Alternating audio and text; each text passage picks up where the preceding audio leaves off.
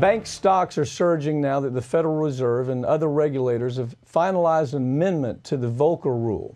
The rule was implemented in the aftermath of the 2008 financial disaster to protect bank customers. RT's Brigida Santos joins me now to talk about that story. Brigida, this is deja vu, right? I mean, did we not learn anything?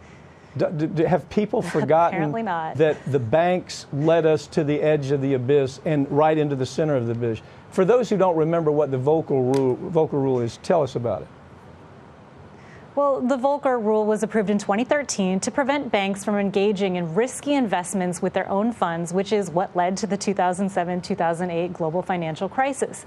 It also barred banks from sponsoring or owning hedge funds and private equity firms. The rule can also be found under Section 619 of the Dodd-Frank Wall Street Reform and Consumer Protection Act, which imposed comprehensive regulations on financial markets and established new government agencies, including the Consumer Financial Protection Bureau. But under President Trump, Dodd-Frank regulations have been slowly rolled back over claims that they make the U.S. less competitive than their foreign counterparts. Okay, so here we have a situation where we know, we've already seen the history. We've seen what happens when banks are allowed to go to Vegas. That's the term. They go to Las Vegas, basically. They go to Las Vegas with taxpayer money, because we have to bail them out, right? They go to Vegas with mom and pop money, who have everything counting on that bank doing, being able to stay alive. And so they simply take these risks because of one reason. People at the top management want to make as much money as they can, and to hell with everybody else. That's their attitude. So the Volcker Rule is put there to fix that. How might this new amendment impact the public, Brigida?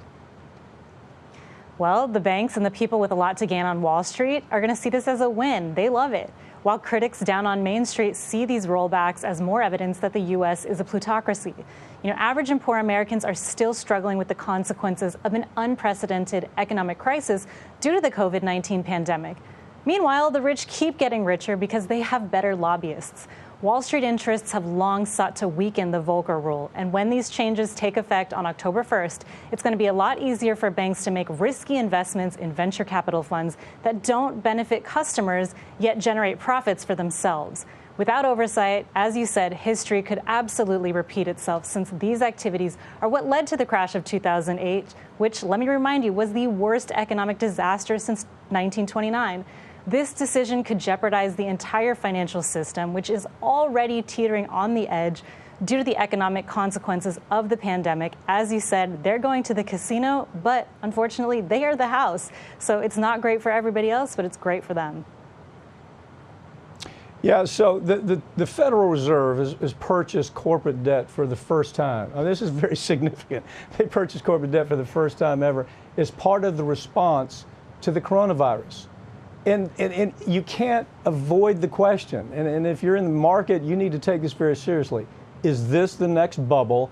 Do we have these same thuggish predator bankers looking for a quick fix where they make billions of dollars, build their mansions, buy their yachts, buy their jets, and then everything goes belly up, and they don't go to jail, they don't have to give anything back, life as usual? What's your call?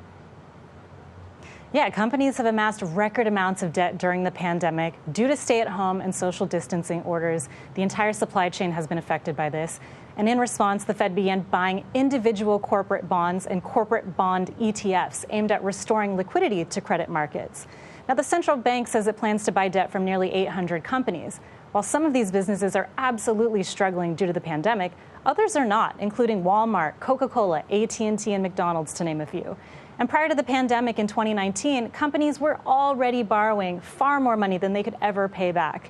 In fact, last year, corporate debt hit nearly $10 trillion. That's a record 47% of the economy. Now, the Fed is trying to clean up a mess that has only gotten worse during the pandemic, but started a long time ago. And experts now worry that if the Fed keeps flooding the market with emergency bond purchases, the central bank could end up creating the greatest financial bubble in history. And again, it's not going to matter to them because they're going to get those bailouts. You want to have some fun, go on the internet and check out how many billionaires were created out of the 2008 burn down by banks, by this corrupt conduct. They all were billionaires. They left mom and pop out to dry, and then taxpayers had end up paying for their jets and their mansions and their yachts. But today, nothing's changed. They live in those same mansions. They drive those same, jets. They drive the same yachts. Nothing changed. Nobody went to prison. So, hey, what the heck? Why not try it again? Brigida, thanks for joining me, okay? Thanks, Mike.